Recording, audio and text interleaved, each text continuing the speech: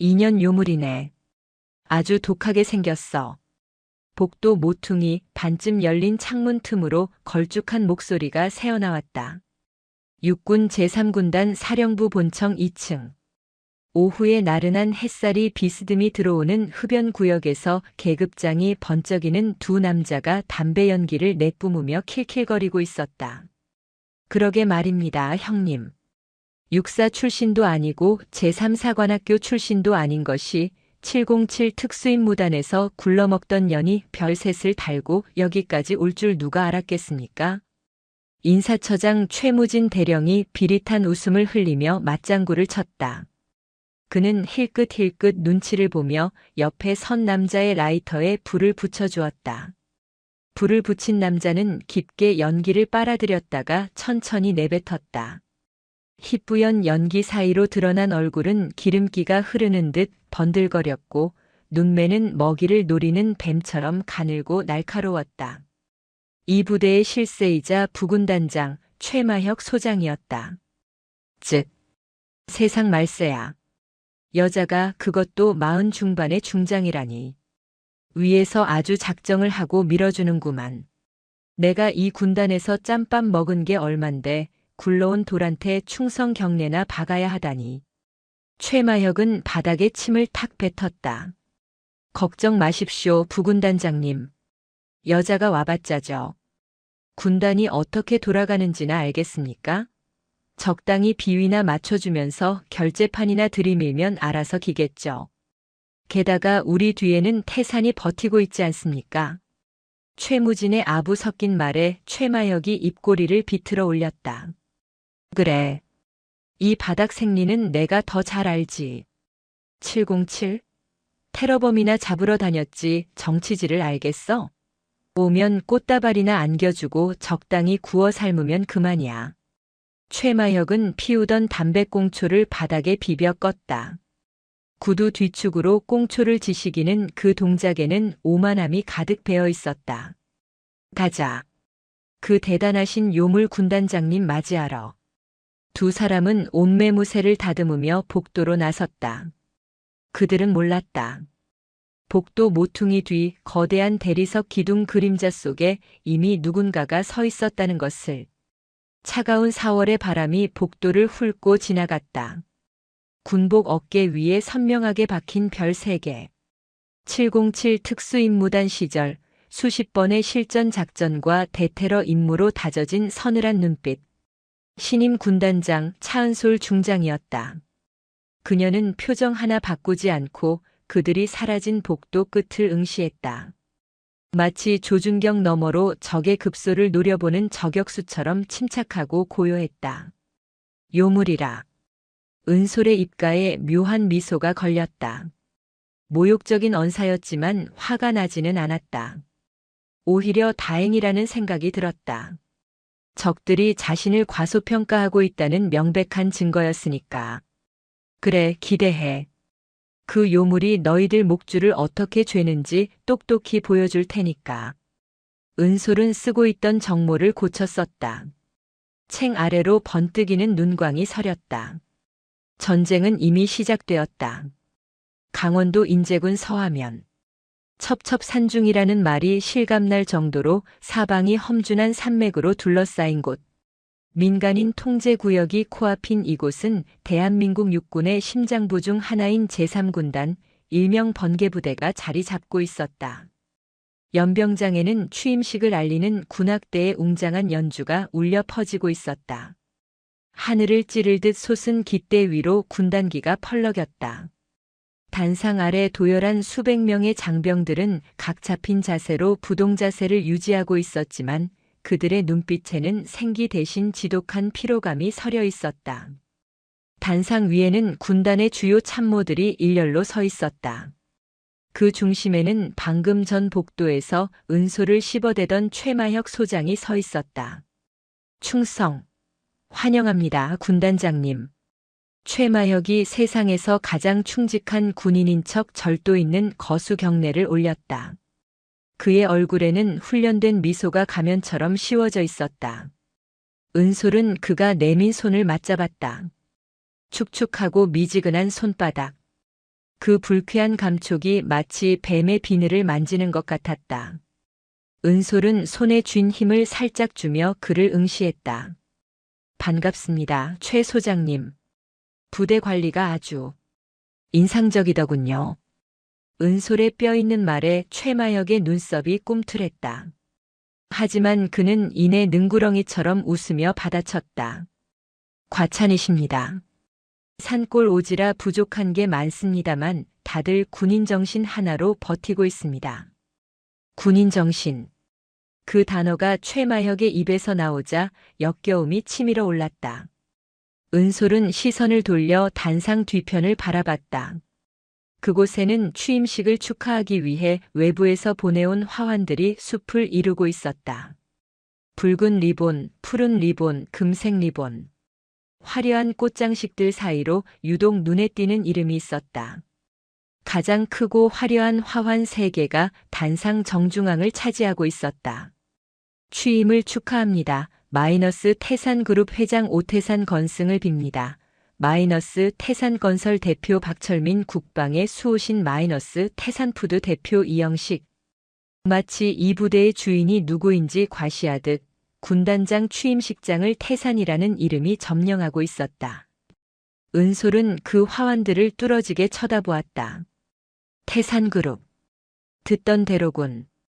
부임 전 기무사 지인을 통해 입수한 첩보가 떠올랐다. 강원도 일대 군납시장을 독점하고 있는 거대 기업. 그리고 그들과 유착하여 이속을 챙기는 군 간부들. 회장님이 군단장님 오신다고 신경을 많이 쓰셨습니다. 나중에 따로 자리 한번 마련하겠습니다. 최마혁이 은밀한 목소리로 속삭였다. 뇌물을 주겠다는 소리를 인사치레로 포장하는 솜씨가 가히 예술이었다.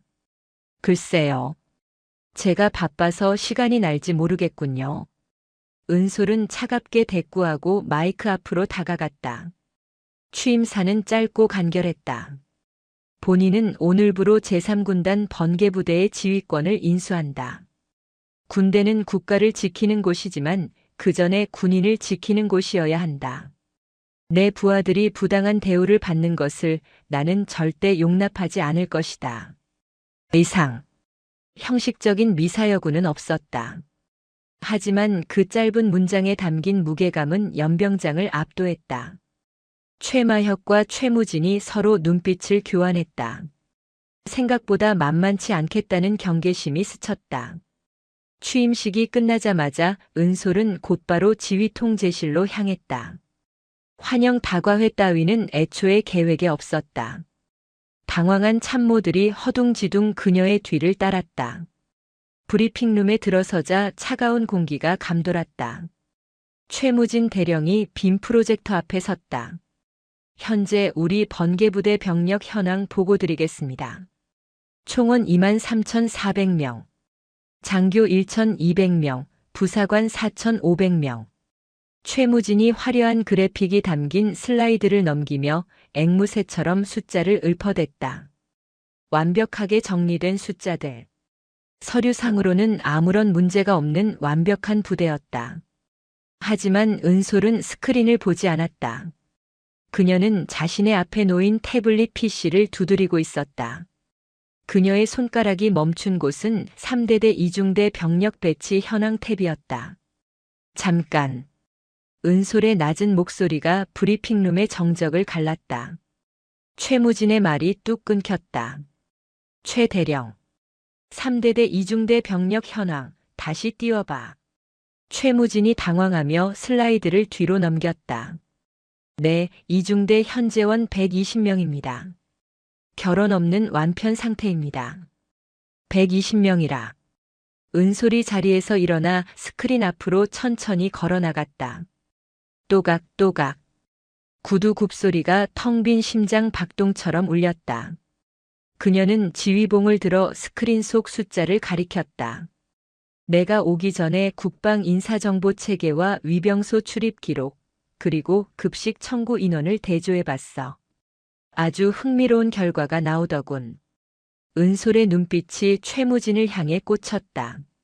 전산상으로는 120명인데 실제 식수 인원과 생활관 침상 배정 인원은 95명이야. 브리핑룸의 공기가 순식간에 얼어붙었다. 최무진의 동공이 지진이라도 난 듯 흔들렸다. 25명. 이 병사들은 지금 어디 있나? 투명 인간인가? 아니면 유령인가? 최마혁이 헛기침을 하며 급히 끼어들었다. 아, 군단장님. 그게 아마 파견 나간 병력이나 장기 입실 환자들이 전산 처리 과정에서 누락된 것 같습니다. 행정병들의 사소한 실수일 겁니다. 제가 확인해서 바로 시정하겠습니다. 사소한 실수? 은솔이 고개를 돌려 최마혁을 쏘아봤다. 그 눈빛이 어찌나 서늘하고 매서운지 산전수전 다 겪은 최마혁조차 순간적으로 숨이 턱 막혔다. 병사 25명이 증발했는데 사소한 실수라고. 그 25명분의 급여, 피복비, 부식비. 한 달이면 수천만 원이고 1년이면 수억 원이야. 그 돈은 다 어디로 갔습니까? 혹시 저 밖에 있는 화환 보낸 태산그룹 주머니로 흘러갔나? 전곡을 찔린 최마혁의 얼굴이 붉게 달아올랐다. 말씀이 지나치십니다. 군단장님, 저는 이 부대를 위해. 변명은 나중에 듣지. 은솔은 대답을 기다리지 않고 문을 열어젖혔다. 브리핑 끝. 지금 당장 병사 식당으로 간다. 군단장님. 점심시간이라 병사들이 식사 중입니다. 의전 준비가 전혀 안 되어 있습니다. 최무진이 다급하게 외치며 따라붙었지만 은솔은 뒤도 돌아보지 않고 성큼성큼 복도를 빠져나갔다. 제2식당 앞. 점심 식사가 한창이어야 할 시간이지만 식당 주변은 이상할 정도로 조용했다. 안으로 들어서자 퀴퀴한 기름 냄새가 코를 찔렀다. 부대 차렷. 군단장님 입장. 당직 사관에 찢어지는 고함에 밥을 먹던 병사들이 화들짝 놀라 의자를 덜커덩거리며 일어섰다. 식판을 엎을 뻔한 병사도 있었다. 은솔은 손을 들어 제지했다. 그대로 식사해. 편하게. 그녀는 병사들의 식탁 사이를 걸었다. 식판을 들여다보는 그녀의 미간이 점점 좁아졌다. 국통 안에는 건더기 하나 없는 멀건 국물만 둥둥 떠 있었고 반찬통에 담긴 돼지고기 볶음은 고기보다 양파가 더 많았다. 그나마 있는 고기도 색깔이 거무튀튀했고 비계덩어리뿐이었다. 은솔은 식당 한 구석 배식대와 가장 멀리 떨어진 테이블로 향했다. 그곳에는 앳된 얼굴의 병사가 식판 대신 컵라면을 먹고 있었다. 은솔이 다가가자 병사는 너무 놀라 입에 문면발을 끊지도 못하고 얼음처럼 굳어버렸다. 일병 계급장이 달려 있었다. 앉아. 이름이 뭐지? 이 일병 김민우. 아, 그래, 김민우 일병. 왜 밥 안 먹고 라면 먹나? 오늘 메뉴가 제육볶음이라던데. 라면이 더 맛있나? 김민우 일병이 눈치를 보며 우물쭈물했다. 주변에 있던 급양 관중 사이 눈을 부라리며 입 다물라는 무언의 압박을 보내고 있었다. 하지만 은솔은 급양관 쪽은 쳐다보지도 않고 김일병의 눈높이에 맞춰 허리를 숙였다. 괜찮아. 사실대로 말해봐. 내가 다 들어줄 테니까. 여기 있는 별 3개 걸고 약속하지. 부드러운 목소리. 조금 전 간부들을 몰아세우던 차가움은 온데간데 없었다. 김일병은 울컥하는 마음을 누르며 입을 열었다. 그게 급식 고기에서 냄새가 너무 심합니다. 저번 주에는 먹고 나서 소대원 절반이 설사를 했습니다. 도저히 먹을 수가 없어서 다들 PX 가서 냉동이나 라면 사 먹습니다. 은솔의 눈썹이 꿈틀했다. 그녀는 천천히 몸을 일으켰다. 식당 안의 공기가 무겁게 가라앉았다. 그녀는 손가락을 까닥여 급양관을 불렀다. 급양관. 네. 중사 박동철. 배가 불룩 나온 중년의 급양관이 사색이 되어 달려왔다. 이마에는 식은땀이 송골송골 맺혀 있었다. 이 고기 어디서 납품받았지? 태산푸드입니다. 태산푸드. 또 그 이름이군. 은솔은 배식대로 걸어가 국자를 집어들었다. 그리고 돼지고기 볶음을 한 숟가락 듬뿍 퍼서 급양관의 코앞에 들이밀었다. 역한 돼지 누린내가 진동했다. 먹어봐. 네. 내가 병사들한테 먹인 거잖아. 맛이 어떤지 직접 확인해 보라고. 먹어. 급양관은 망설였다. 그 역시 이 고기가 어떤 상태인지 알고 있었다. 유통기한이 임박하다 못해 지난 쉰내가 폴폴 풍기는 폐기 직전의 고기를 양념으로 대충 버무린 쓰레기라는 것을. 못 먹겠나? 그게 아닙니다. 병사들은 배가 고파서 이걸 먹고 배탈이 나는데 관리한다는 놈은 못 먹겠다. 쾅! 은솔이 들고 있던 국자를 식판 위에 내리쳤다. 쇳소리가 식당을 쩌렁쩌렁 울렸다. 식당 안의 모든 병사와 간부들의 시선이 그녀에게 꽂혔다. 뒤따라 들어온 최마혁과 최무진의 얼굴이 하얗게 질렸다. 당장 태산푸드 납품 내역서 지난 3개월치 입고 전표 그리고 냉동고 열쇠 가져와. 은솔의 목소리에는 서리빨 같은 분노가 서려 있었다. 내 병사들 밥그릇에 장난친 새끼들, 내가 오늘부로 그 주둥이에 밥숟가락 못 넣게 만들어줄 테니까. 지금 당장 실시. 실시. 급양관이 허둥지둥 행정반으로 뛰어갔다. 은솔은 벌벌 떨고 있는 김민우 일병의 어깨를 두어 번 두드려 주었다. 걱정 마라. 내일부터는 이런 쓰레기 안 먹게 해줄 테니까. 컵라면 말고 밥 먹어. 식당을 나서는 차은솔의 뒷모습을 보며 병사들은 멍하니 입을 벌리고 있었다. 인제 산골짜기에 몰아친 태풍. 그것은 단순한 바람이 아니라 썩어 빠진 군단을 뒤집어 엎을 거대한 혁명의 시작이었다. 인제군 서하면의 밤은 일찍 찾아온다. 산 그림자가 병영을 덮치면 그때부터 병사들의 진짜 고통이 시작되곤 했다. 의무근무대 응급실. 새벽 2시가 넘은 시각, 대기실은 신음소리로 가득 찼다. 복통을 호소하는 병사, 고열에 시달리는 병사들이 간이 침대와 의자에 널브러져 있었다. 아, 배가 너무 아픕니다. 상병 박동민이 식은땀을 줄줄 흘리며 허리를 웅크렸다. 그의 옆에 서 있던 의무병이 난처한 표정으로 접수대를 바라봤다. 군의관님, 박상병열이 39도입니다. 복부 통증도 심한데 맹장염 의심해봐야 하는 거 아닙니까? 당직 군의관 김중희는 하품을 쩍하며 모니터에서 눈을 떼지 않았다. 야, 오버하지 마. 그냥 장염이야. 요즘 애들 사회에서 뭐만 하면 응급실 가는 버릇 들어서 그래. 소화제랑 해열제 주고 돌려보내. 하지만 통증이. 아, 시끄러워. 내가 의사야, 내가 의사야? 꾀병 부리지 말고 가서 잠이나 자라고 해. 김중희는 짜증스럽게 손사래를 쳤다. 박상병은 입술을 깨물며 고통을 참아내야 했다. 그가 받아든 것은 알약 2개뿐이었다. 다음 날 아침 9시. 차은솔 중장은 출근하자마자 참모 회의를 소집하는 대신 관용차를 타고 의무대로 향했다. 어제 급식 비리를 적발한 후 밤새 보고된 의무대 진료 기록을 검토하며 잠을 한숨도 못 잔 상태였다. 단순 복통 환자가 한 달에 130명? 전쟁터도 아니고 이게 말이 되나? 의무대 건물은 페인트 칠이 벗겨져 흉물스러웠다.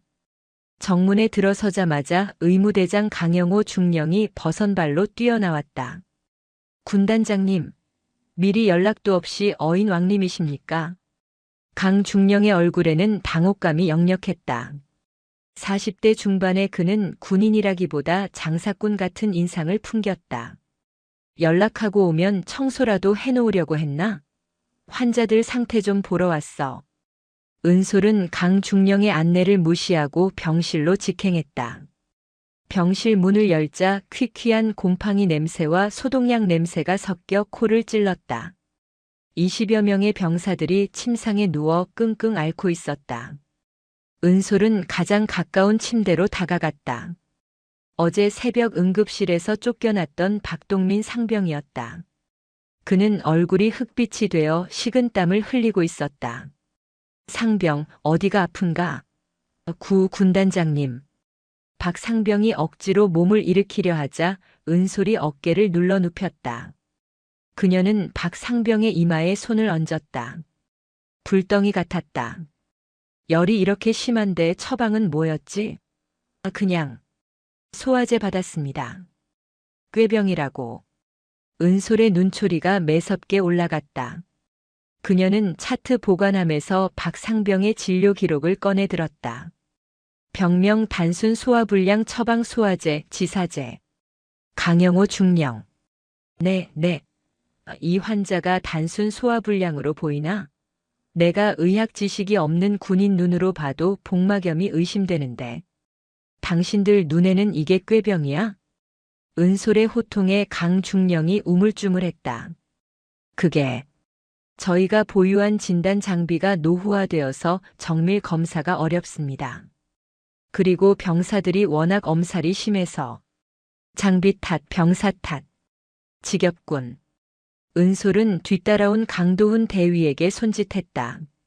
군사경찰대 수사관인 강 대위가 서류 가방에서 압수수색 영장을 꺼내 들었다. 지금부터 의무대 약품 창고와 행정실을 수색한다. 약품 수불 대장과 실제 재고 전량 조사해. 구 군단장님, 이건 절차상. 절차? 내 병사가 죽어가는 게 절차인가? 비켜. 은솔은 직접 약품 창고로 향했다. 철제 문을 열자 냉기가 쏟아져 나왔다. 선반에는 태산의료재단 로고가 박힌 박스들이 가득 쌓여 있었다. 은솔은 박스 하나를 뜯어 수액팩을 꺼냈다. 유통기한 2024년 8월. 지금이 몇 월이지? 2025년 4월입니다. 8개월. 유통기한이 8개월이나 지난 수액이 버젓이 창고를 채우고 있었다. 항생제, 소염제, 심지어 붕대까지. 성한 것이 하나도 없었다. 이런 걸 병사들 몸에 주사했다고. 이게 치료야? 독극물 주입이지. 은솔은 분노를 참지 못하고 수액팩을 바닥에 내동댕이 쳤다. 투명한 액체가 바닥에 흥건히 퍼졌다. 강중령은 사시나무 떨듯 떨고 있었다. 그때 강도훈 대위가 창고 안쪽 구석에 있는 이중 잠금 장치가 된 냉장고를 가리켰다. 군단장님, 여기 수상한 냉장고가 있습니다. 열쇠가 없습니다. 부서. 강 대위가 쇠지렛대로 잠금 장치를 내리쳤다. 쾅. 소리와 함께 문이 열렸다. 그 안에는 태산의료재단 마크가 없는 최고급 수입 의약품과 영양제들이 가득했다. 그리고 현금 다발이 든 봉투들이 틈새에 끼워져 있었다. 은솔이 봉투 하나를 집어들었다. 강영호 중령님, 태산의료재단 영업팀장. 병사들한테는 썩은 약 먹이고 내 놈들은 뒷돈 챙겨서 호의호식했나? 아주 훌륭한 군의관이시네. 은솔이 봉투를 강중령의 얼굴에 뿌렸다. 5만 원권 지폐들이 눈처럼 흩날렸다. 저는 시키는 대로 했을 뿐입니다. 인사처장님이랑 부군단장님이. 입 다물어. 내놈 변명은 군사법원에서 들어주지. 은솔은 즉시 후송 헬기를 호출했다. 박동민 상병 포함 중환자 전원 국군수도병원으로 긴급 후송한다. 그리고 강영호 중령, 지금 이 시간부로 보직 해임이야. 헌병대 영창에 쳐넣어. 강 중령이 헌병들에게 끌려나가며 비명을 질렀다. 병실에 있던 병사들이 그 광경을 지켜보고 있었다. 고통 속에서도 그들의 눈빛에는 생기가 돌기 시작했다. 은솔은 박 상병의 손을 잡았다. 미안하다. 너무 늦게 알아서. 꼭 낫게 해주마. 차가운 여장군의 손이 따뜻하게 느껴졌다. 박 상병의 눈에서 눈물이 주르륵 흘러내렸다. 의무대의 썩은 환부는 도련해졌지만 은솔은 알았다. 이것은 시작에 불과하다는 것을. 태산이라는 거대한 암덩어리는 아직 건재했다. 며칠 뒤 인제군 일대에 기록적인 폭우가 쏟아졌다. 하늘에 구멍이라도 뚫린 듯 퍼붓는 빗줄기는 산사태 경보를 울리게 할 정도였다. 지휘통제실에서 상황을 주시하던 차은솔의 무전기가 급박하게 울렸다. 여기는 독수리. 3대대 신축생활관 천장이 붕괴됐다. 반복한다. 천장 붕괴. 매몰자 발생. 은솔은 자리를 박차고 일어났다. 매몰자? 신축생활관이 왜 무너져? 차 대기시켜. 당장 간다. 현장은 아수라장이었다. 3년 전 완공되어 최신식이라 자랑하던 3대대 생활관의 지붕 한쪽이 폭격을 맞은 듯 내려앉아 있었다. 빗물이 폭포수처럼 쏟아져 내리는 건물 안에서 병사들이 흙탕물을 뒤집어 쓴 채 전우들을 구조하고 있었다. 군단장님, 위험합니다. 강도훈 대위가 막아섰지만 은솔은 그를 밀치고 붕괴 현장으로 들어갔다. 다행히 매몰되었던 병사들은 구조되었으나 머리가 깨지고 팔이 부러지는 중상자가 속출했다. 은솔은 무너진 천장 단면을 올려다봤다. 앙상하게 드러난 철근은 녹이 슬어 있었고 콘크리트는 손으로 쥐면 바스라질 정도로 푸석했다. 이게 콘크리트야 밀가루 반죽이야? 은솔이 바닥에 떨어진 콘크리트 조각을 손으로 으깨버렸다. 단열재가 있어야 할 공간에는 스티로폼 부스러기와 쓰레기가 채워져 있었다. 시설대장, 이 건물 시공사 어디야? 현장에 도착한 시설대장이 빗물에 젖은 채 기어들어가는 목소리로 대답했다. 태산건설입니다. 또 태산이야? 아주 가지가지 하는군. 은솔의 눈에 살기가 돌았다. 부실공사. 군납 비리 중에서도 가장 악질적인 행위였다. 병사들이 잠자고 쉬어야 할 곳을 무덤으로 만든 것이다. 그때 저 멀리서 고급 우산을 쓴 최마혁 소장이 헐레벌떡 뛰어왔다. 구두에 흙탕물이 튀는 것을 신경 쓰는 기색이었다. 아이고 군단장님. 천재지변입니다. 천재지변. 비가 워낙 많이 와서. 천재지변? 은솔이 최마혁의 멱살을 잡을 듯 다가갔다. 30년 된 구형 막사도 멀쩡한데 지은 지 3년 된 신축 건물이 비 좀 왔다고 무너져. 최 소장, 당신 집 천장도 비 오면 무너지나? 그게 철근 반토막 내고 시멘트에 물 타서 지은 거야. 그 차액 다 어디로 갔어? 당신 마누라 계좌로 들어갔나? 최마혁의 눈동자가 흔들렸다. 은솔은 그 눈빛을 놓치지 않았다. 확실했다. 강 대위, 태산건설 관련 장부 싹 다 압수해. 그리고 오늘부터 전 병력 구형 막사로 이동시킨다. 안전진단 끝날 때까지 이 건물 폐쇄해. 분노를 사귈 틈도 없이 또 다른 보고가 들어왔다. 이번에는 사격 훈련장이었다. 군단장님, 1년대 사격 훈련 중 문제가 발생했습니다. 신형 방탄조끼 관련 불만이 폭주하고 있습니다. 은솔은 즉시 차를 돌려 사격장으로 향했다.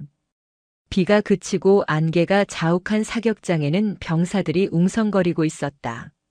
새로 지급된 방탄조끼는 태산섬유 제품이었다. 겉보기에는 멀쩡해 보였지만 병사들의 표정은 불안해 보였다. 무슨 일이야? 은솔의 질문에 훈련 교관이 난처한 표정으로 방탄조끼 하나를 내밀었다. 군단장님, 이게 너무 가볍습니다.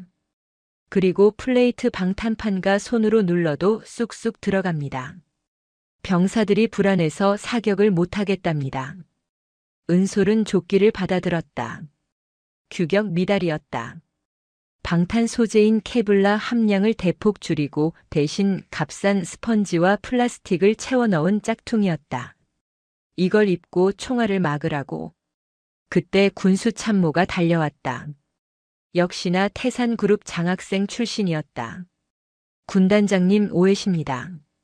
이건 신소재 경량 방탄조끼입니다. 활동성을 강화하기 위해. 활동성? 은솔은 허리춤에서 권총 KO를 꺼냈다. 철컥 장전하는 소리에 주변이 얼어붙었다. 마네킹 가져와. 조교들이 급히 마네킹에 문제의 방탄조끼를 입혀 세웠다. 거리는 10m. 권총 유효 사거리 내었다. 군수 참모의 얼굴이 사색이 되었다. 군단장님? 설마 신소재라며. 얼마나 잘 막나 보자고. 탕, 탕. 두 발의 총성이 인제 골짜기를 울렸다. 은솔의 사격 솜씨는 녹슬지 않았다. 두 발 모두 마네킹의 가슴팍, 심장 부위에 정확히 꽂혔다. 은솔이 성큼성큼 다가가 조끼를 확인했다. 구멍이 뻥 뚫려 있었다. 탄두는 조끼를 종이장처럼 찢고 마네킹 뒤로 관통해버렸다. 뚫렸네. 은솔이 구멍난 조끼를 군수 참모에게 던졌다.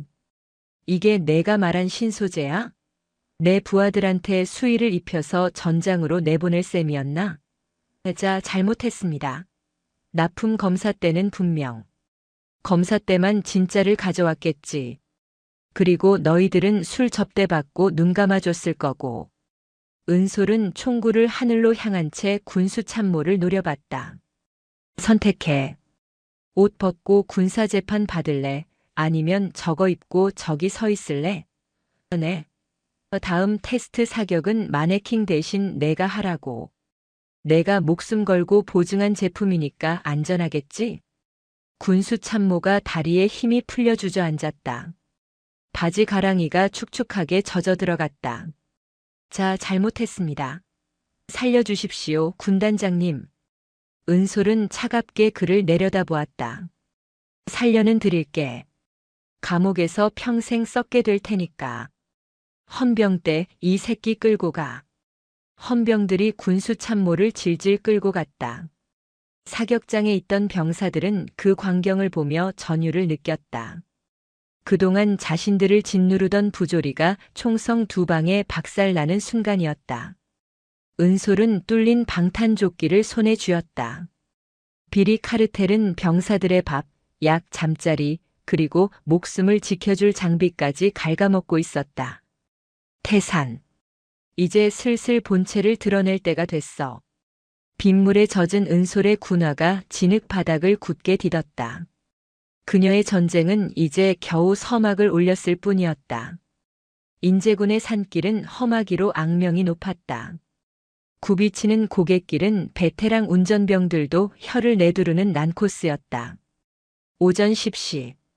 군수물자 수송작전에 투입된 2.5톤 트럭 대열이 한계령 굽이기를 내려오고 있었다.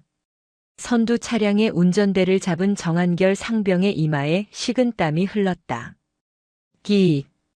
브레이크를 밟았지만 차가 말을 듣지 않았다. 페달이 힘없이 바닥까지 푹 꺼지는 느낌. 등골이 오싹해졌다. 브레이크가 안 듣습니다. 펌핑해. 밟았다 떼라고. 조수석에 탄 선탑 간부의 다급한 외침에 정상병이 미친 듯이 페달을 밟았지만 트럭은 가속도가 붙어 점점 더 빠르게 비탈길을 미끄러져 내려갔다. 속도계 바늘이 80을 넘어 100을 향해 치솟았다. 눈앞에 급커브가 나타났다.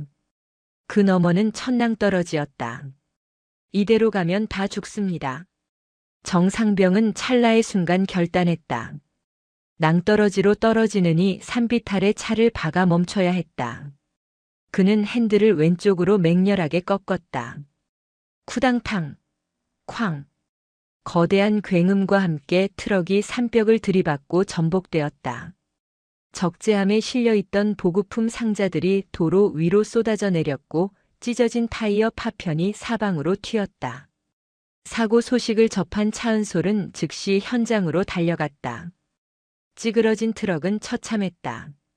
다행히 정한결 상병과 선탑 간부는 에어백 덕분에 목숨은 건졌지만 정상병은 다리가 골절되어 고통에 신음하고 있었다. 그런데 현장 분위기가 이상했다. 수송대장 박기태 소령이 들것에 실려가는 정상병에게 고래고래 소리를 지르고 있었다. 야, 이 새끼야. 운전을 어떻게 한 거야? 내리막에서 기어 변속하지 말라고 했지. 너 때문에 차 다 박살났잖아. 이거 변상 어떻게 할 거야? 박소령은 병사의 안위보다 박살난 트럭과 자신의 인사고과를 더 걱정하고 있었다. 수송대장. 은솔의 낮게 깔린 목소리에 박소령이 화들짝 놀라 뒤를 돌았다. 군단장님, 오셨습니까? 아, 이 멍청한 병사가 운전 미숙으로 사고를 쳐서. 운전 미숙? 은솔은 찌그러진 트럭으로 다가갔다. 바퀴 쪽에서 시커먼 오일이 줄줄 새어나오고 있었다. 그녀는 주저없이 진흙탕 바닥에 무릎을 꿇고 차량 하부로 기어들어갔다. 군단장님? 거기 기름 범벅입니다. 참모들이 말렸지만 소용없었다.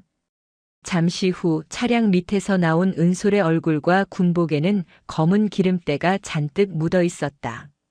그녀의 손에는 끊어진 브레이크 라이닝 조각이 들려 있었다. 박기태 소령. 네. 이 차 정비 언제 했어? 저번 달에 정기 점검 마쳤습니다. 부속도 다 새 걸로 갈았습니다. 새 거? 은솔이 들고 있던 라이닝 조각을 박소령의 가슴팍에 던졌다. 이게 새 거야? 마모되다 못해 아주 삭아서 부서졌는데? 그리고 이 부품, 정품 마크가 없네. 재생 부품이지? 박소령의 눈동자가 흔들렸다. 재생 부품. 폐차장에서 뜯어낸 헌 부품을 닦아서 다시 쓰는 것. 규정상 작전 차량에는 절대 사용해서는 안 되는 물건이었다. 아닙니다. 그럴 리가 없습니다. 납품업체인 태산모터스에서 분명 정품을. 또 태산이었다. 은솔은 피식 웃음을 흘렸다. 태산모터스라. 가자. 그 대단한 정비소 구경 좀 하게. 인제읍 외곽에 위치한 태산모터스. 군 지정 정비업체라는 간판을 달고 있었지만 실상은 허름한 창고였다. 안에는 뜯어낸 폐부품들이 산더미처럼 쌓여 있었다. 사장은 갑작스러운 군단장의 방문에 슬리퍼 바람으로 뛰쳐나왔다. 은솔은 장부를 압수해 넘겨봤다. 브레이크 패드 교체 30만 원 청구 실제 지출 3만 원 폐차장 매입 엔진 오일 교환 15만 원 청구 실제 지출 영원 오일 보충만 함. 군단 차량 정비 예산의 80%가 이곳을 거쳐 증발하고 있었다. 깡통 부품을 끼워 넣고 남은 돈은 태산그룹과 박소령이 나눠 먹는 구조였다. 박기태 소령. 군단장님. 한 번만 봐주십시오. 저는 위에서 시키는 대로. 은솔은 정비소 마당에 세워져 있던 또 다른 군용 트럭을 가리켰다. 저 차도 여기서 정비했나? 네. 네. 운전병 내리게 하고 내가 운전석에 타라고. 은솔의 눈빛은 서리빨보다 차가웠다. 저 차 끌고 한계령 정상 찍고 내려와. 브레이크는 밟지 마라. 내가 정비한 차니까 믿음직스럽겠지? 브레이크 안 밟아도 알아서 설 거 아니야. 군단장님. 죽습니다. 저 차 브레이크 상태 엉망입니다. 박소령이 울면서 바닥에 엎드렸다. 제발 살려주십시오. 제가 다 불겠습니다.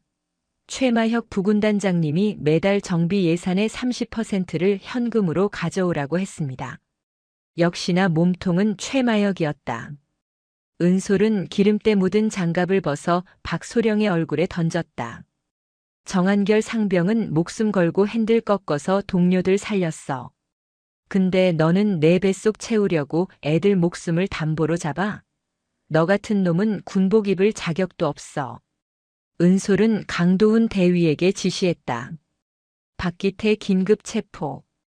태산모터스 계약 즉시 해지하고 사장놈도 군납 비리로 고발해. 그리고 정한결 상병은 표창 상신하고 치료비 전액 지원해.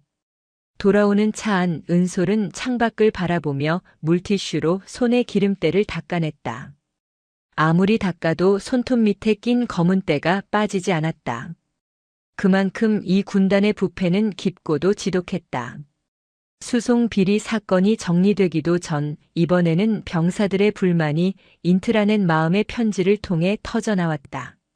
제목 PX 가격이 너무 비쌉니다.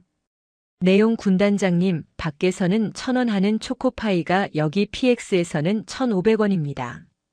월급 받아서 PX 몇 번 가면 남는 게 없습니다. 유통기한 임박한 빵을 1+1이라며 파는데 먹고 배탈 난 적도 있습니다. 은솔은 직접 확인하기 위해 모자를 눌러 쓰고 사복 차림으로 영내 충성 마트 PX를 찾았다. 저녁 점호 전 개인 정비 시간. 병사들로 북적여야 할 마트가 한산했다. 몇몇 병사들이 진열대 앞에서 물건을 들었다 놨다 하며 한숨을 쉬고 있었다. 아, 뭔 놈의 냉동 만두가 5,000원이냐? 편의점보다 비싸네. 야, 그냥 사지 마. 저거 저번에도 먹고 설사했잖아. 태산 유통 물건은 믿고 걸러야 돼. 은솔은 진열대를 살폈다. 모든 물건에 태산 유통 스티커가 붙어 있었다. 가격표를 보니 기가 찼다. 시중 대형마트 가격의 1.5배에서 2배였다. 군마트는 세금이 면제되어 더 저렴해야 정상이었다. 그런데 태산 유통이 군단 내 마트 운영권을 독점 계약하면서 제멋대로 가격을 책정해 폭리를 취하고 있었던 것이다. 이건 장사가 아니라 강도질이군. 다음 날 은솔은 복지단장 중령을 호출했다. 복지단장. 우리 군단 마트 계약서 가져와. 아, 군단장님. 그건 대회비라. 가져와. 계약서를 검토하던 은솔의 눈이 가늘어졌다. 태산 유통 독점 공급 계약 기간 10년 가격 결정권 공급사 위임.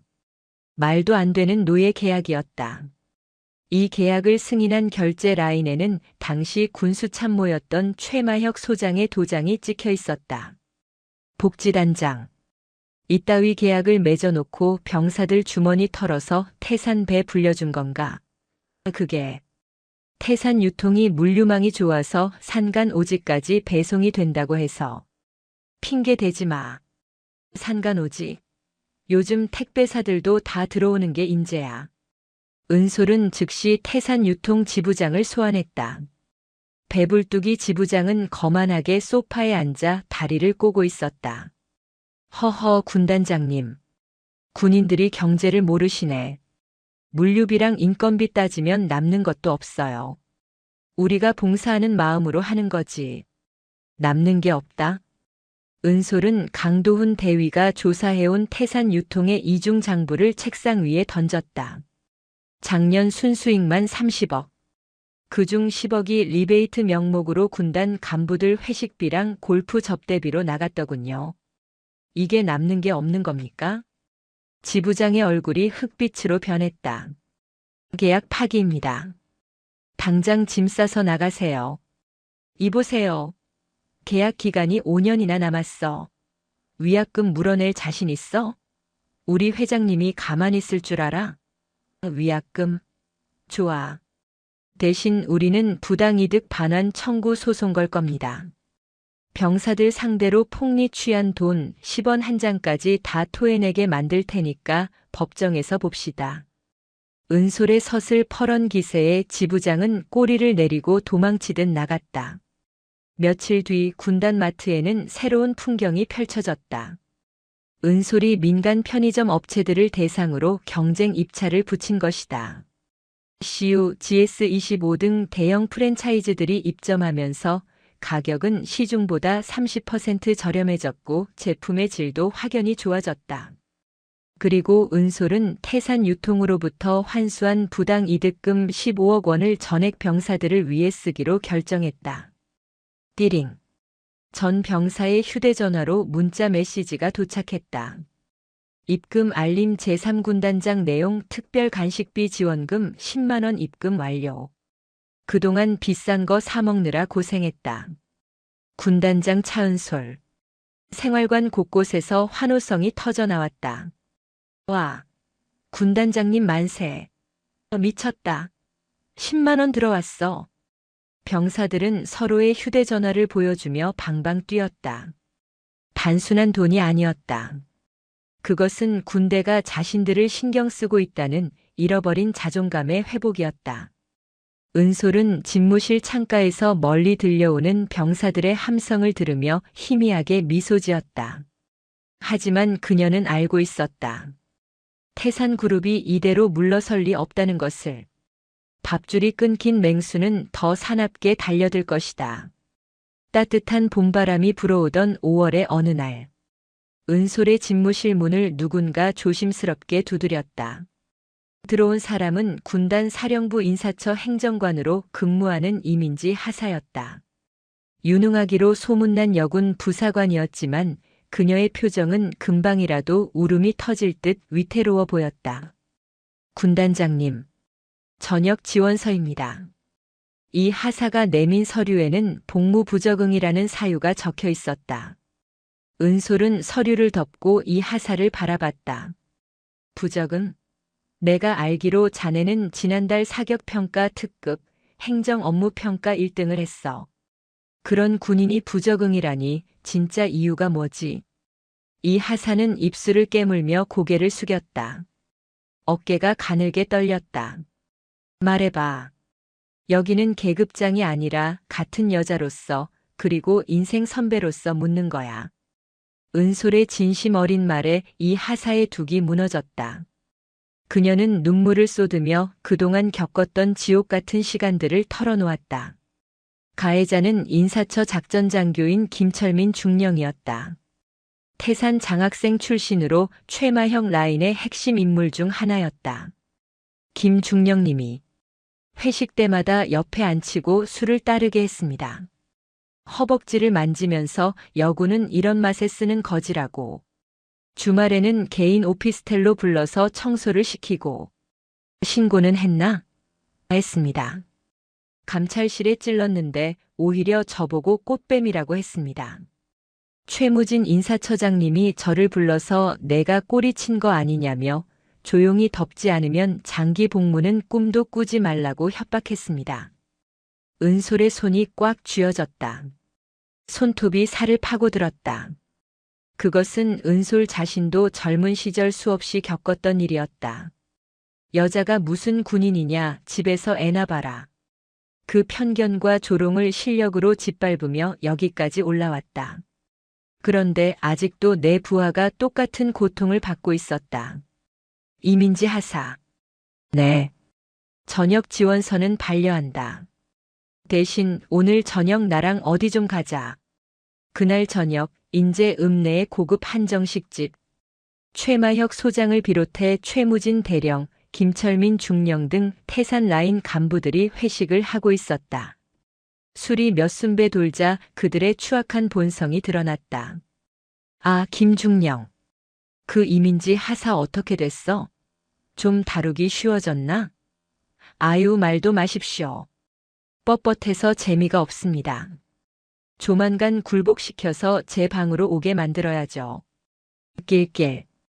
그래, 여자는 꽉 잡아야지. 군단장 그년도 마찬가지야. 독한 척해도 결국 여자야. 밤에는 외로워서 베개나 껴안고 울걸. 그들이 낄낄거리며 건배를 하려는 순간. 드르륵. 미닫이 문이 열리고 차은 소리 들어섰다. 그녀의 뒤에는 정복을 입은 이민지 하사와 강도훈 대위가 서 있었다. 방 안의 공기가 순식간에 얼어붙었다. 최마혁이 들고 있던 술잔을 떨어뜨렸다. 군단장님? 여긴 어떻게? 은솔은 대답 대신 테이블 위에 녹음기를 올려놓았다. 방금 그들이 짓거렸던 음담 패설이 고스란히 흘러나왔다. 여자는 꽉 잡아야지. 군단장 그년도. 김철민 중령의 얼굴이 백지장처럼 하얗게 질렸다. 김철민. 군단장님. 오해십니다. 술김의 농담으로. 짝. 은솔의 손바닥이 김중령의 뺨을 후려쳤다. 고개가 획 돌아갈 정도로 강력한 일격이었다. 농담? 내 부하를 성노리게 취급하는 게 농담이야? 은솔은 최마혁을 노려보며 말했다. 그리고 최 소장. 밤에 베개 안고 우냐고. 아니. 나는 밤마다 너 같은 쓰레기들을 어떻게 치울까 고민하느라 잠을 못 자. 은솔은 이민지 하사를 앞으로 불러냈다. 똑똑히 봐. 이 군인은 내가 함부로 만질 수 있는 꽃이 아니야. 국가를 지키는 군인이다. 은솔은 강도훈 대위에게 지시했다. 김철민 긴급 체포. 성폭력 범죄의 처벌 등에 관한 특례법 위반 및 상관 모욕죄. 헌병대 압송해. 그리고 최무진 인사처장, 당신도 방조제 및 2차 가해 혐의로 직무정지야. 감찰 조사 준비해.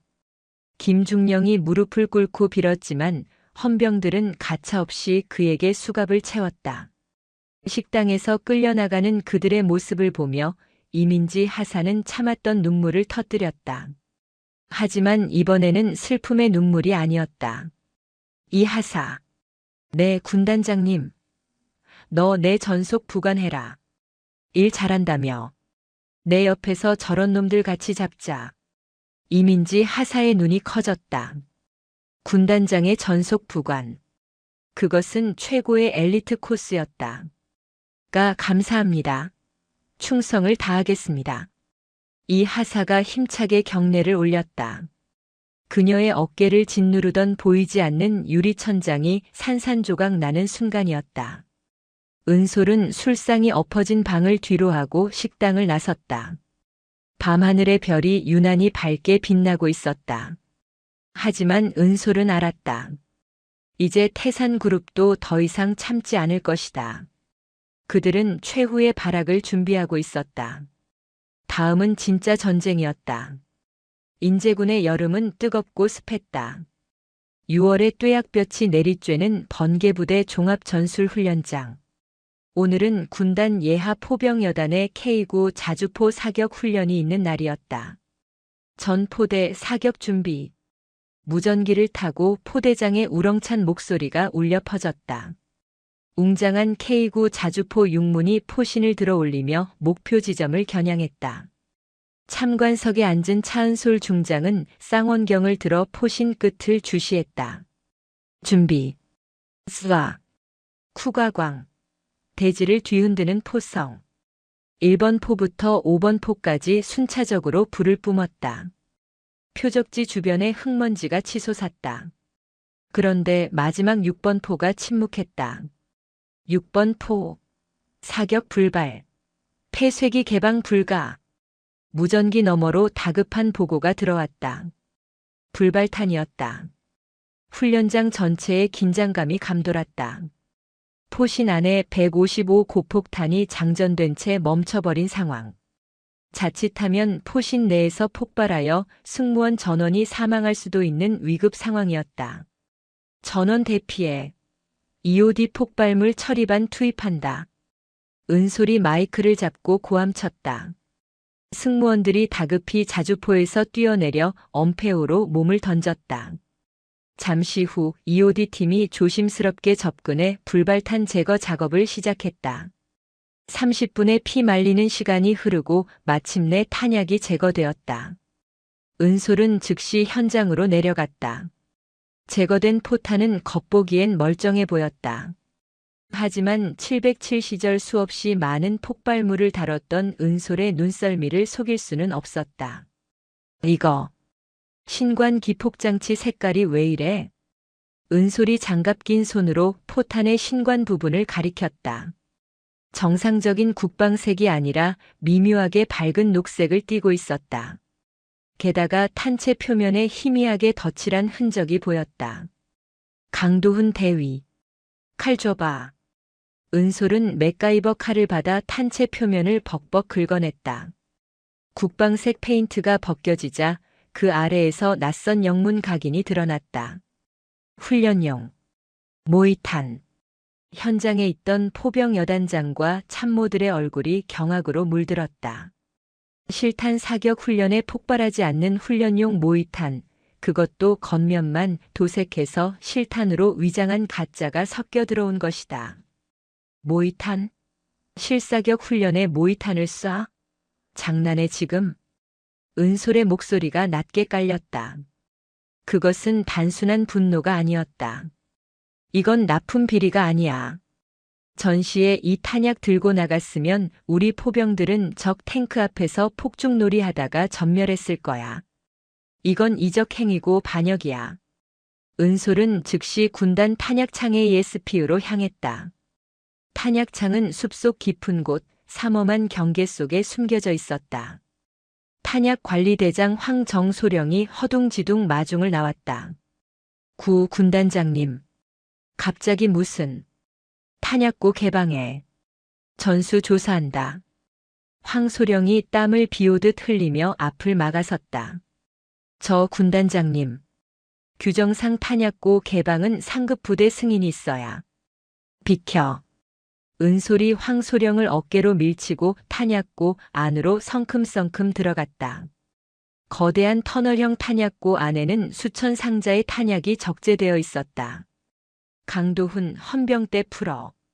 1번부터 10번 라인까지 샘플링해서 박스 까봐. 헌병들이 빠루를 이용해 나무 상자를 뜯어내기 시작했다. 결과는 충격적이었다. K9 자주포 포탄뿐만이 아니었다. 5.56 소총탄, 수류탄, 심지어 대전차 지뢰까지. 창고 앞쪽에 진열된 탄약들은 정상이었지만 뒤쪽 깊숙한 곳에 쌓인 탄약들은 전부 폐기 대상이거나 훈련용 모의탄이었다. 심지어 어떤 박스에는 사냥용 엽총 탄약이 군용 박스에 담겨 있기도 했다. 황정소령. 은솔이 엽총 탄약을 황소령의 발치에 던졌다. 설명해. 우리 군단이 언제부터 멧돼지 잡는 사냥꾼 부대가 됐지? 진짜 탄약들은 다 어디 갔어? 황소령은 다리에 힘이 풀려 주저앉았다. 그는 덜덜 떨며 입을 열었다. 해외로 나갔습니다. 뭐? 태산무역. 태산그룹 계열사에서 폐탄약 처리 사업을 따냈는데 멀쩡한 실탄을 폐탄약인 것처럼 서류를 조작해서 동남아 분쟁 지역으로 밀수출했습니다. 그리고 빈자리는 폐기해야 할 모의탄으로 채워 넣으라고. 은솔은 잠시 말을 잇지 못했다. 돈에 눈이 멀어 국군의 무기를 팔아먹고 그 자리를 쓰레기로 채워 넣었다. 태산그룹과 최마혁 일당은 단순한 도둑놈들이 아니었다. 그들은 매국노였다. 최마혁 소장 그리고 감찰실장 박태영 중장. 그들이 승인했나? 네. 보안 감사 때 문제 없도록 다 손을 써뒀다고. 은솔은 눈을 감고 깊은 숨을 들이마셨다. 가슴 속에서 뜨거운 불덩이가 치솟았다. 황정소령. 너는 군복을 입은 게 부끄럽지도 않나? 내 가족이 전쟁 났을 때 이 가짜 총알 들고 싸운다고 생각해봐. 죽을 죄를 지었습니다. 은솔은 황소령을 긴급 체포하고 탄약창을 전면 봉쇄했다. 그리고 즉시 국방부 조사본부에 지원을 요청하려 했다. 하지만 수화기를 들던 그녀의 손이 멈췄다. 국방부 감찰실장 박태형. 그가 이 모든 비리의 정점에 있다. 정식 보고 라인을 밟는 순간 그들이 먼저 증거를 인멸하고 자신을 칠 것이다. 강도훈 대위. 네, 군단장님. 보고는 없다. 우리가 직접 잡는다. 태산무역 항만 창고 그리고 밀수출 장부. 내가 기무사 시절 인맥동원해서 위치 파악해. 오늘 밤 바로 타격한다. 은솔의 눈빛이 번뜩였다. 그녀는 더 이상 행정가인 군단장이 아니었다. 작전명 청소. 707 특수임무단 시절의 살기가 그녀의 온몸을 감쌌다. 그날 밤 은솔은 특임대 병력을 이끌고 동해항에 위치한 태산무역 비밀 컨테이너 야적장을 급습했다. 현장에서는 폐기물로 위장된 컨테이너에 국군 신형 탄약이 실리고 있었다. 움직이지 마. 전부 손들어. 특임대원들이 레페를 타고 내려와 현장을 장악했다.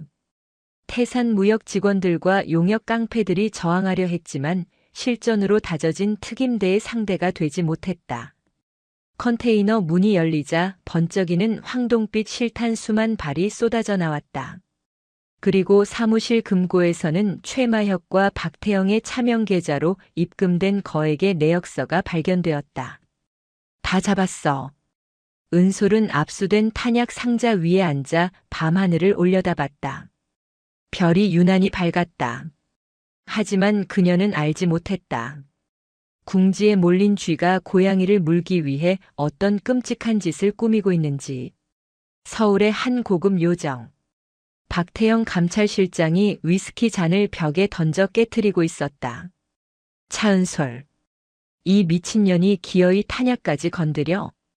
그의 앞에는 태산그룹 회장 오태산이 음흉한 미소를 지으며 앉아 있었다. 중장님.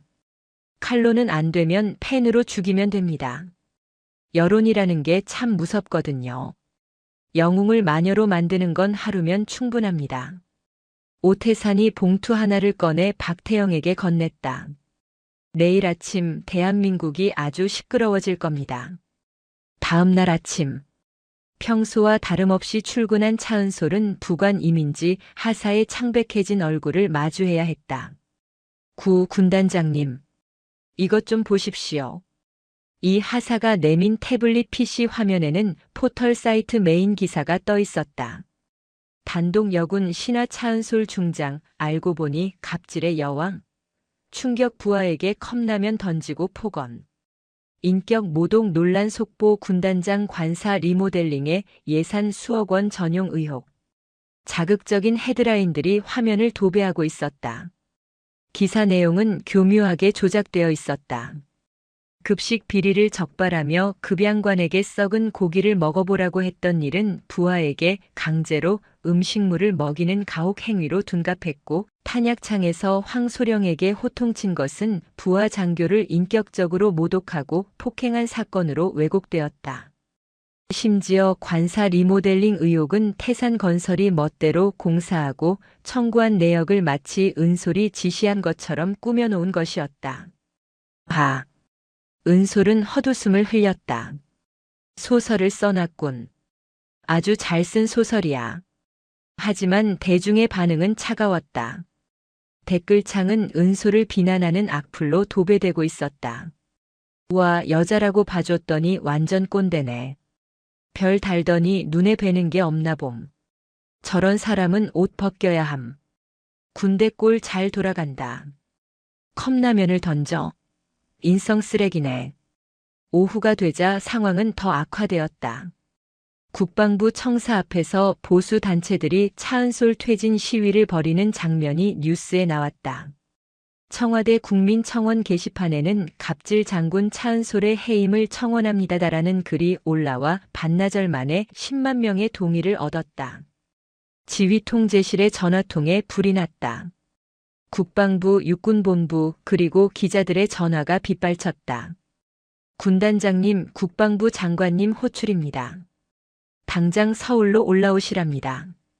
최마혁 소장은 이 상황을 즐기는 듯 입가에 비릿한 미소를 숨기지 못했다. 군단장님, 여론이 너무 안 좋습니다. 일단 사과문이라도 발표하시고 자숙하시는 게. 사과? 내가 뭘 잘못했지? 은솔이 최마혁을 쏘아보았다.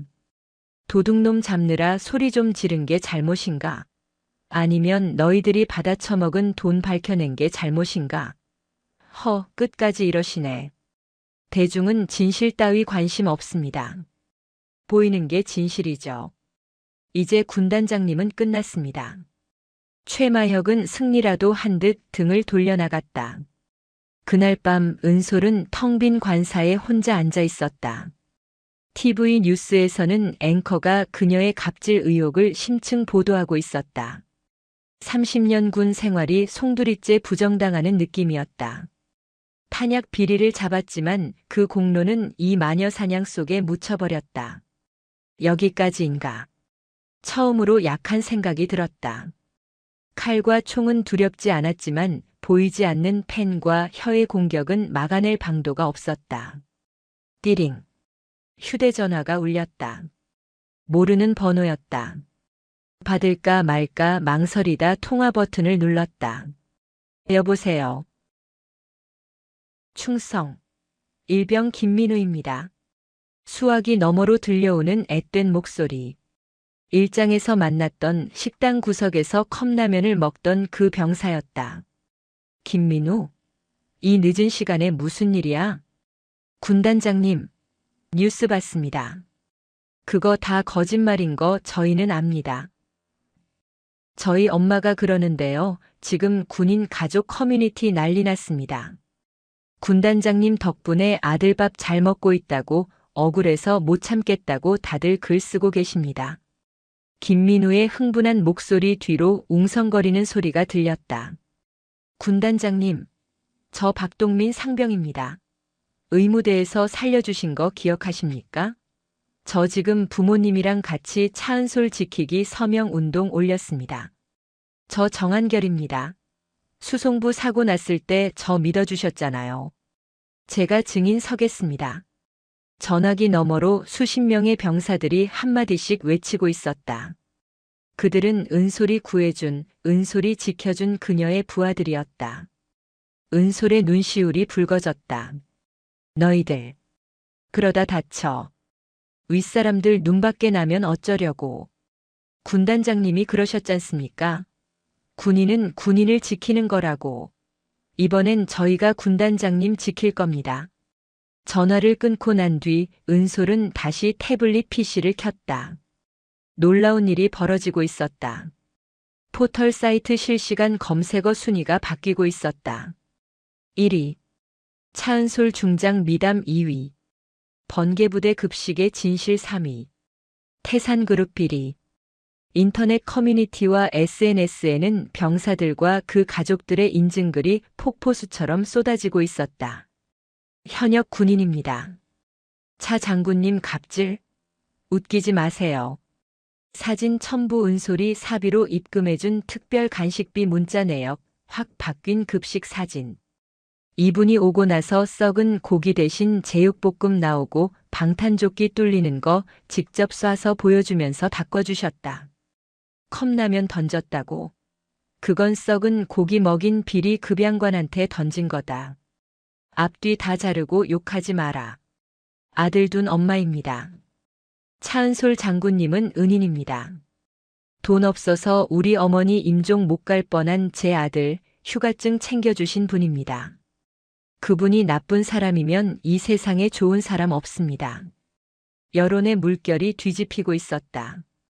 태산그룹이 푼 댓글 알바들의 악플은 병사들과 가족들의 진심 어린 증언 대댓글에 묻혀버렸다. 진실의 화력은 돈으로 산 가짜 화력보다 훨씬 강력했다. 다음 날 아침 은솔은 정복을 갖춰 입고 지휘 통제실로 출근했다. 그녀의 표정은 어제와 달랐다. 더 이상 흔들리는 눈빛은 없었다. 복도에서 마주친 최마혁의 얼굴이 썩어 들어가고 있었다. 어떡해. 최 소장. 은솔이 그의 앞에 멈춰 섰다. 대중은 진실에 관심 없다고 했지? 아니. 틀렸어. 국민들은 바보가 아니야. 은솔은 부관 이민지 하사에게 서류 봉투를 건네받았다. 그리고 마녀 사냥이 실패하면 사냥꾼이 사냥감이 되는 법이지. 은솔은 기자회견을 자청했다. 연병장에 수십 명의 기자들이 모여들었다. 카메라 플래시가 터지는 가운데 은솔은 마이크 앞에 섰다. 그녀는 변명하지 않았다. 대신 품에서 USB 하나를 꺼내 들어 보였다. 저는 오늘 저에 대한 의혹을 해명하러 온 것이 아닙니다. 대한민국 군대를 좀먹는 거대한 기생충, 태산그룹과 그 비호 세력의 실체를 고발하러 왔습니다. 그녀가 공개한 자료에는 탄약 밀수출 장부, 급식 비리 이중 계약서, 그리고 최마혁과 박태영이 나눈 뇌물 분배 녹취록이 담겨 있었다. 이 시간부로 저는 군복을 걸고 전쟁을 선포합니다. 제 부하들의 피를 빤대가 반드시 치르게 하겠습니다. TV 화면 속 당당한 은솔의 모습을 보며 생활관의 병사들이 환호성을 질렀다. 반격은 이제부터였다. 여론이 뒤집히자 적들은 겁을 먹고 움직이기 시작했다.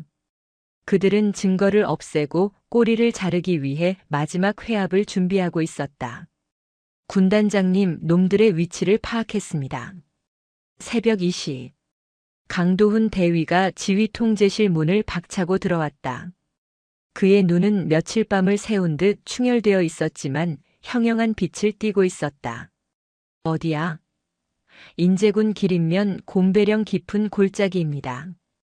지도에도 안 나오는 사유지 별장인데 명의자가 태산그룹 오태산 회장의 운전기사로 되어 있습니다. 강 대위가 위성 지도를 띄웠다. 산세가 험해 차량 접근이 어렵고 주변이 온통 숲이라 은밀하게 숨어들기 딱 좋은 요새 같은 곳이었다. 현재 최마혁 소장, 태산건설 대표 그리고 서울에서 내려온 박태영 감찰실장의 차량까지 전부 저곳으로 집결했습니다. 아마 해외 도피 전 마지막으로 자금을 정리하고 장부를 태우려는 것 같습니다. 은솔의 눈매가 매섭게 좁아졌다. 지금 놓치면 영영 잡지 못할 수도 있었다. 놈들은 돈 세탁을 끝내고 해외로 튀어버릴 것이다. 헌병 특임대 SDT 비상 소집해. 실탄 지급하고 완전 무장시킨다. 알겠습니다. 관할 경찰에 협조 요청할까요? 아니. 경찰 내부에도 태산 끈아풀이 있을 수 있어. 우리 힘으로 잡는다. 작전명은 청소. 내가 직접 지휘한다. 은솔은 집무실 캐비닛을 열었다. 정복 상의를 벗어던지고 검은색 전술 조끼를 걸쳤다. 허벅지에는 권총 홀스터를 찼다. 별 3개가 박힌 베레모 대신 검은색 작전 모자를 눌렀었다.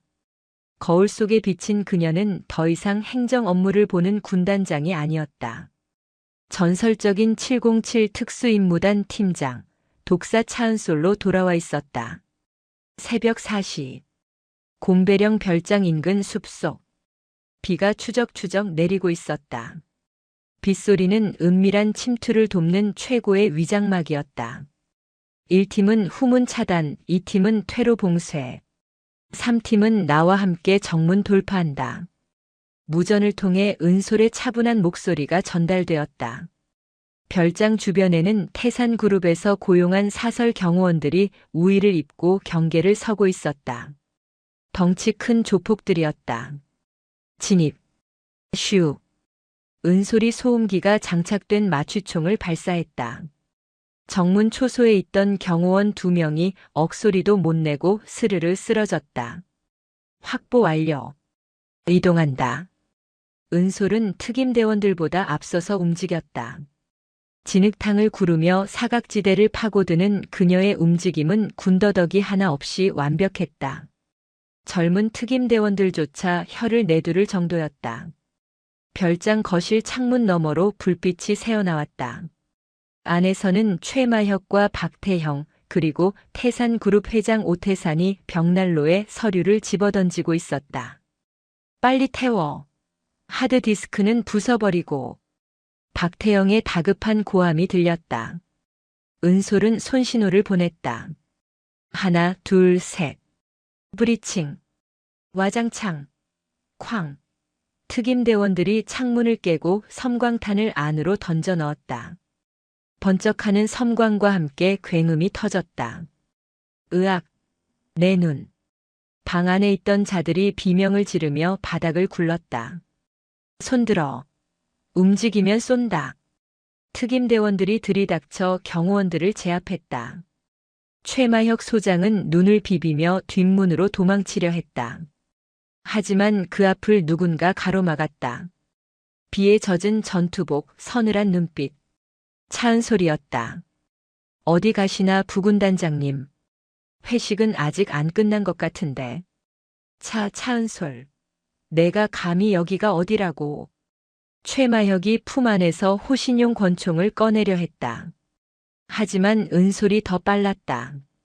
그녀는 순식간에 최마혁의 손목을 비틀어 꺾고 발로 오금을 걷어찼다. 크악! 최마혁이 비명을 지르며 무릎을 꿇었다. 은솔은 그의 팔을 뒤로 꺾어 수갑을 채웠다. 철컥! 차가운 금소금이 별장 안에 울려 퍼졌다. 최마혁 소장. 군형법상 반란수괴, 뇌물수수, 그리고 군용물 횡령 혐의로 긴급 체포한다. 당신 계급장은 이제 휴지 조각이야. 한편 벽난로 앞에서는 강도훈 대위가 타다 만 서류들을 꺼내고 있었다. 그리고 벽난로 뒤편에 숨겨져 있던 비밀 금고를 찾아냈다. 군단장님, 찾았습니다. 금고 안에는 태산그룹이 지난 10년간 군 간부들에게 뿌린 뇌물장부 원본과 비자금 USB가 고스란히 들어있었다. 구석에 몰린 박태영 감찰실장이 악에 받쳐 소리쳤다. 이거나, 내가 누군지 알아? 국방부 감찰실장이야. 너희들 다 옷 벗길 수 있어. 은솔이 그에게 다가가 턱을 치켜들었다. 옷은 당신이 벗어야지. 감옥에 가면 주황색 수의가 아주 잘 어울릴 거야. 그날 밤 인제의 깊은 산속에서 대한민국 군대를 좀먹던 거대한 독사들이 줄줄이 굴비처럼 역역 끌려나갔다. 빗줄기는 더욱 거세져 그들이 남긴 더러운 흔적들을 씻어내리고 있었다. 태산 게이트. 언론은 이 사건을 그렇게 불렀다. 곰배령 별장에서 확보된 장부는 핵폭탄급 파괴력을 가지고 있었다. 국방부 감찰실장 박태영, 태산그룹 오태산 회장을 비롯해 연루된 장성급 장교만 5명, 영관급 장교 수십 명이 줄줄이 구속되었다. 차은솔 중장의 이름은 참군인의 대명사가 되어 연일 뉴스에 오르내렸다. 하지만 정작 은솔의 관심은 다른 곳에 있었다. 압수된 서류 더미 속에서 발견한 낡은 작전 보고서 한 장. 10년 전 비무장지대 DMZ 수색 작전 중 발생한 지뢰 폭발 사고 기록이었다. 유공자 중위 김철수 태산 장학생 부상자 병장 정호빈. 보고서에는 김철수 중위가 위험을 무릅쓰고 부하를 구출했다고 적혀 있었고 그는 그 공로로 무공훈장을 받고 승승장구하고 있었다. 하지만 별장에서 발견된 조작 지시 메모에는 진실이 담겨 있었다. 김철수 아버지가 태산건설 전무다. 영웅으로 만들어. 실제 구조자인 정 병장은 입막아서 전역시키고 은솔은 주먹을 꽉 쥐었다. 강도훈 대위. 정호빈 병장 지금 어디 있는지 찾아봐. 경기도 양평의 허름한 임대 아파트. 30 중반이 된 정호빈 씨는 한쪽 다리를 절며 폐지를 줍고 있었다. 사고 후유증으로 제대로 된 직장을 구하지 못해 하루벌이로 근근히 살아가는 형편이었다. 검은색 관용차 한 대가 아파트 단지에 들어섰다. 차에서 내린 사람은 별 셋이 달린 정복을 입은 차은솔 중장이었다. 동네 사람들이 웅성거리는 가운데 은솔은 폐지 리어카를 끌고 오는 정호빈 씨 앞에 섰다. 정호빈 병장님 되십니까? 호빈은 당황해서 어쩔 줄을 몰랐다. 별 3개짜리 장군이 자신을 찾아오다니. 네네. 그렇습니다만. 제3군단장 차은솔입니다. 늦게 찾아와서 죄송합니다. 은솔은 그 자리에서 정모를 벗고 허리를 90도로 숙여 정중하게 인사했다. 10년 전 당신이 보여준 용기를 군대가 도둑질했습니다. 그 잃어버린 명예를 돌려드리러 왔습니다. 호빈의 손이 떨렸다. 10년 동안 가슴속에 맺혀있던 응어리. 아무도 믿어주지 않았던 진실. 내가 구한 게 맞냐며 비웃던 사람들. 그 모든 서름이 터져나왔다. 제가 한 게 맞습니다. 제가 동료를 업고 나왔습니다. 압니다. 저희가 다 밝혔습니다. 아파트 베란다에서 호빈의 노부모가 그 광경을 보고 주저앉아 통곡했다. 은솔은 호빈의 거친 손을 두 손으로 꼭 잡았다. 당신은 영웅입니다. 대한민국이 당신을 기억할 겁니다. 일주일 뒤 번개부대 대강당. 전 장병이 모인 가운데 성대한 행사가 열렸다. 가짜 영웅 행세를 하던 김철수는 구속되어 계급장이 뜯겨나갔고 그가 받았던 무공훈장은 취소되었다. 단상 위로 정호빈 씨가 휠체어를 타고 올라왔다. 말끔한 정장을 입은 그의 가슴에 은솔이 직접 진짜 주인을 찾은 훈장을 달아주었다. 충성. 호빈이 떨리는 손으로 경례를 올렸다. 그러자 강당을 가득 메운 2,000여 명의 장병들이 일제히 기립했다. 충성! 우렁찬 함성이 강당을 뒤흔들었다. 그것은 강요된 의전이 아니었다. 진짜 영웅에 대한 그리고 정의를 바로 세운 지휘관에 대한 진심 어린 존경의 표시였다. 계절은 어느덧 가을로 접어들었다. 인제의 산하가 붉게 물들었다. 번개부대는 완전히 달라져 있었다. 병사 식당에서는 맥기 윤기가 흐르는 쌀밥과 신선한 고기 반찬이 나왔고 생활관은 곰팡이 없는 쾌적한 보금자리로 변했다. 사격장에서는 성능이 검증된 방탄조끼를 입은 병사들이 안심하고 훈련에 임했다. PX는 시중보다 저렴한 가격으로 병사들의 웃음꽃이 피어나는 휴식처가 되었고 의료체계는 완벽하게 정비되어 아픈 병사는 언제든 최고의 진료를 받을 수 있게 되었다. 은솔은 부대 뒷산에 올라 전경을 내려다보았다. 연병장에서 병사들이 축구를 하며 뛰어놀고 있었다. 그들의 활기찬 함성이 산바람을 타고 전해져 왔다. 군단장님, 국방부 장관님 전화입니다. 이번 사태 수습 공로로 대장사성 장군 진급 심사에 올라가셨답니다. 부관 이민지 중사 진급가 밝은 표정으로 달려와 보고했다. 그녀의 얼굴에도 더 이상 그늘은 없었다. 은솔은 희미하게 웃으며 고개를 저었다. 별 4개라. 글쎄, 나는 지금 이 자리면 충분해. 그녀의 시선은 병사들에게 머물러 있었다. 군인이 지켜야 할 건 계급장이 아니야. 저 아이들의 밥그릇, 잠자리, 그리고 무사히 집으로 돌아갈 수 있다는 믿음. 그거면 돼. 은솔은 다시 모자를 고쳐 썼다. 바람이 불어왔지만 더 이상 차갑지 않았다. 가자. 애들 오늘 특식 나오는 날이다. 맛은 있는지 확인해 봐야지. 그녀가 발걸음을 옮기자 지나가던 병사들이 멈춰서서 힘차게 경례를 붙였다. 충성. 사랑합니다, 군단장님. 은솔이 환하게 웃으며 손을 들어 답했다. 그래. 수고가 많다. 번개부대의 하늘은 그 어느 때보다 높고 푸르렀다. 길었던 어둠은 거치고 정이라는 이름의 햇살이 부대 구석구석을 비추고 있었다. 그것은 차은솔이라는 작은 거인이 만들어낸 기적, 아니 당연히 있어야 할 세상의 모습이었다.